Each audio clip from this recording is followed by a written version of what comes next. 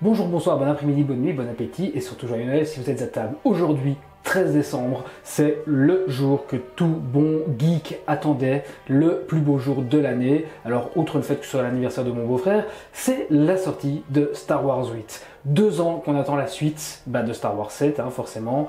Les derniers Jedi, le titre a émoustillé le monde entier, le casting a émoustillé le monde entier, donc voilà, on l'attendait. On a eu un peu de tout comme Star Wars, on a eu Star Wars 7, Rogue One, une nouvelle trilogie qui allait suivre, le film Solo sur Han Solo, Star Wars à la plage, Star Wars à la ferme, et Star Wars va à l'école. Donc maintenant on se pose la question, qu'est-ce qui nous réserve? Eh bien, Star Wars 8, c'est pour aujourd'hui, voilà, on va y aller, et puis on croise les doigts pour que ce soit vraiment pas mal. J'espère que la bande-annonce nous en a pas trop montré et qu'elle a pas trop spoilé. On se retrouve après le film pour voir un petit peu ce que le public en a pensé, et puis une petite réaction comme ça sur le tas de ce que moi j'en aurais pensé après le film, et par après je reviendrai avec une critique plus construite.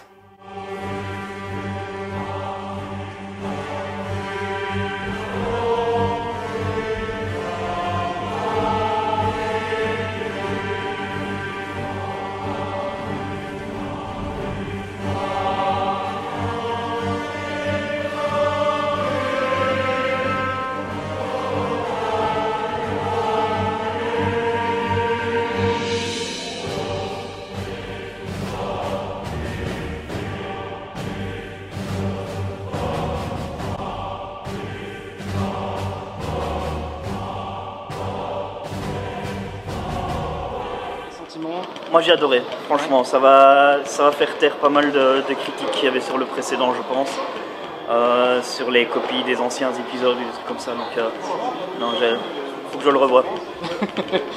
C'était plein de rebondissements, plein de bons rebondissements. Voilà. Positif. Ouais, positif ou pas, faut voir le film. Déçu, pour être honnête. À mon avis, ce que je vais faire la première fois en rentrant, c'est regarder les vieux pour quand même avoir un peu une soirée. Très bonne impression personnelle, je trouve qu'ils ont bien fait ça. La ligne scénaristique m'a beaucoup impressionné.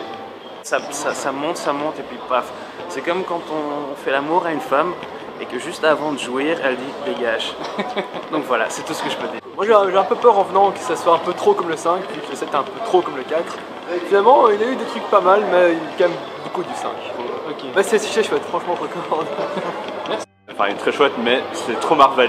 On dirait vraiment l'esprit Disney de Marvel et compagnie est dedans. Trop d'humour, mais sinon voilà. C'était parfait, c'était mieux que ce à quoi je m'attendais. Et aucune déception, vraiment. Je suis encore un peu sous le coup de l'émotion du coup. Un Star Wars quoi, tout ce qu'il y a de plus Star Wars possible. Luke Skywalker, Leia, beaucoup d'humour, peut-être même un peu trop. Sinon il se passe plein de trucs. C'est même un peu long à un certain moment, ça se met en place, mais voilà, sinon c'est très bien.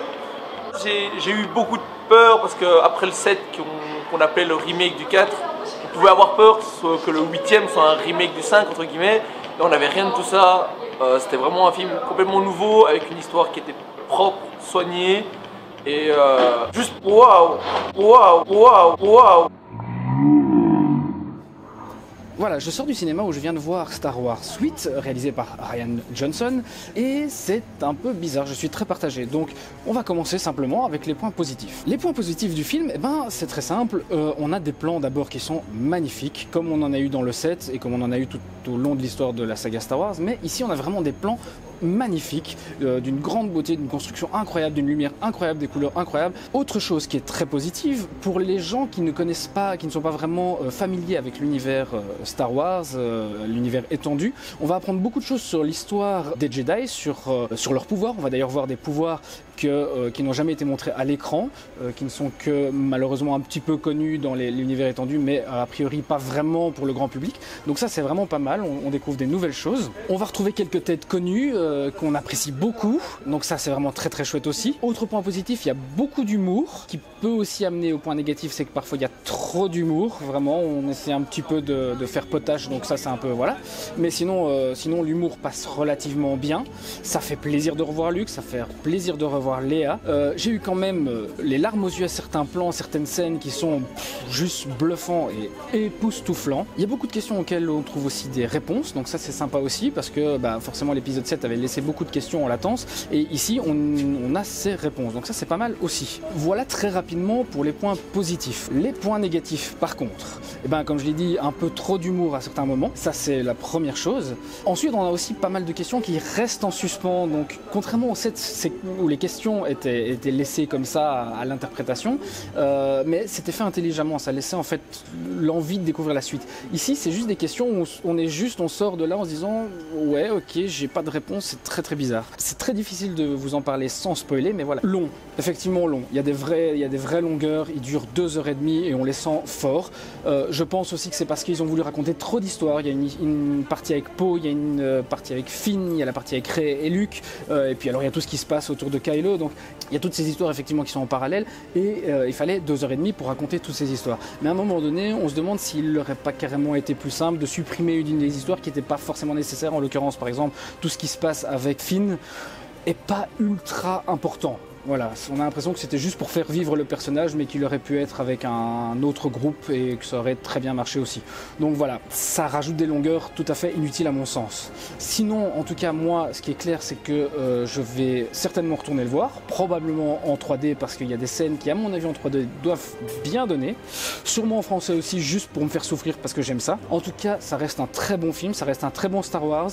Je reste encore un petit peu in the middle, mais voilà, je pense qu'il va falloir le revoir une ou deux fois pour vraiment tout savourer. Il y a pas mal de caméos dedans qu'on ne voit pas toujours, donc voilà, ça c'est pas évident. Il y a un moment, il parle d'un gars, j'ai eu une petite lueur d'espoir, il parle d'un mec qui est un grand pirate, qui aime beaucoup jouer, qui apparemment est un grand séducteur, etc.